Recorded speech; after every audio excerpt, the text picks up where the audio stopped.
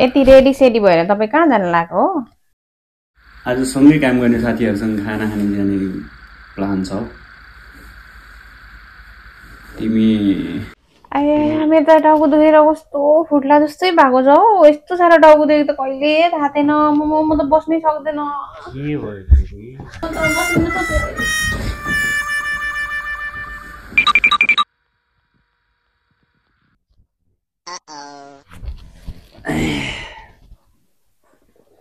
ला तिमी त नसक्ने भयो है, सँगै जाउँ भनेको। ठिक छ, तिमी आराम गर्दै गर, म भरे 7-8 बजीतिर त आइपुग्छु होला।